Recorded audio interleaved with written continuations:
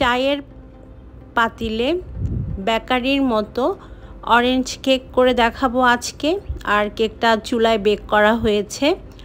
আর বেকারির মতো উপরের অংশটা কিভাবে ব্রাউন করবেন সেই টিপসও থাকবে আজকের আমার এই এপিসোডে। আশা করছি আপনাদের সবার আমার আজকের পর্বটি ভালো লাগবে।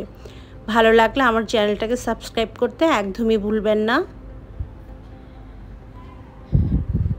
প্রথমে আমি একটা কমলা নিয়ে নিচ্ছি।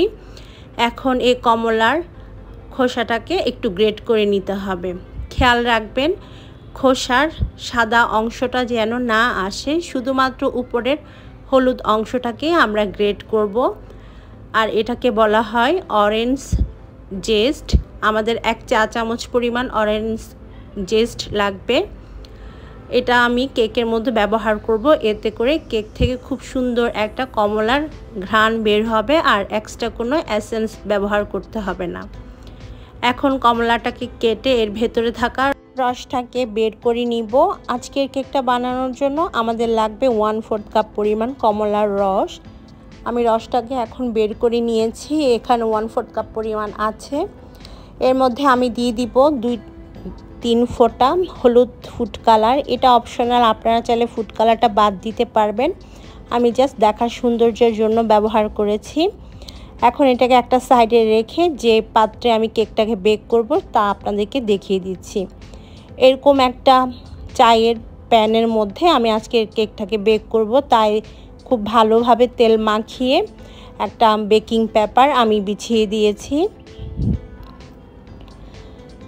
এখন চলে যাচ্ছি কেকের ব্যাটারটা তৈরি করতে। আজকে কেকের ব্যাটার তৈরির জন্য নিয়েছি 2টা ডিম। আর ডিমগুলোকে অবশ্যই রুমের স্বাভাবিক তাপমাত্রায় থাকতে হবে। দিচ্ছি 1/2 কাপ পরিমাণ চিনি আর 1 চিমটি পরিমাণ লবণ। এখন একটা ইলেকট্রিক বিটার দিয়ে বিট করে নিতে হবে যতক্ষণ না এটা ফোমি একটা টেক্সচারে চলে আসে, কিংবা ততক্ষণ পর্যন্ত আমি বিট করব যতক্ষণ না ডিমের এই হলদেটে ভাবটা চেঞ্জ হয়ে সাদাটে হয়ে আসে। প্রায় 2 মিনিট মিডিয়াম স্পিডে বিট করার পর দেখবেন যে আমাদের ডিমের হলদেটে ভাবটা চেঞ্জ হয়ে এরকম সাদাটে আর ক্রিমি একটা টেক্সচারে চলে এসেছে। এবারে বিটারটাকে অফ করে দিব। অফ করে দিয়ে এর মধ্যে আমি অ্যাড করব তেল। আমি 1/3 কাপ পরিমাণ তেলের মধ্যে দিচ্ছি, তবে আপনারা তেলের পরিবর্তে সমপরিমাণ বাটারও অ্যাড করতে পারেন। তেল দিয়ে দেওয়ার পর খুব বেশিক্ষণ বিট করা যাবে না, 30 থেকে 40 সেকেন্ডের মতো বিট করে নিতে হবে। তো আমি 40 সেকেন্ডের মতো বিট করে নিচ্ছি। বিট করার পর আমি বিটারটা অফ করে দিয়েছি।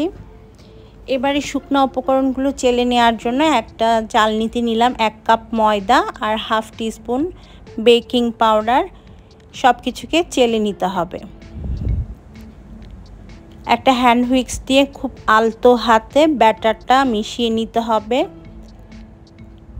খুব আলতোভাবে এই কাজটা করবেন, খুব বেশি তাড়াহুড়া বা জোরাজুরি করে করতে যাবেন না। এভাবে আস্তে আস্তে এক পাশ থেকে ঘুরিয়ে ময়দাটা আমি ডিমের মিশ্রণের সাথে মিশিয়ে নিয়েছি। এখন এর মধ্যে আমরা কমলার রসটা অ্যাড করে দিব। সাথে দিয়ে দিচ্ছি কমলার গ্রেট করা খোসাটাও। তারপর আবারও খুব ভালো করে মিশিয়ে নিতে হবে।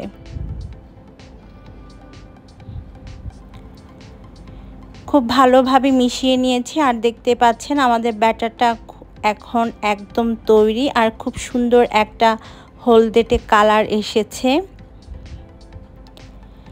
কেকের ব্যাটারটা একদম স্মুথভাবে তৈরি করার চেষ্টা করবেন যেন কোনো লাম্পস না থাকে। এখন এই ব্যাটারটাকে আমরা যে পাত্রে কেকটা বেক করব তার মধ্যে ঢেলে নিব। তো আমি এই চায়ের পাতিলের মধ্যে আমাদের ব্যাটারটাকে ঢেলে নিচ্ছি। যখন দেখবেন আমাদের ব্যাটারটা এরকম ভাঁজে ভাঁজে পড়ছে তখন বুঝতে হবে যে পারফেক্ট কেকের ব্যাটার তৈরি হয়েছে। একটু এভাবে ট্যাপ করে নিতে হবে যেন এয়ার বাবল থাকলে সেটা চলে যায়।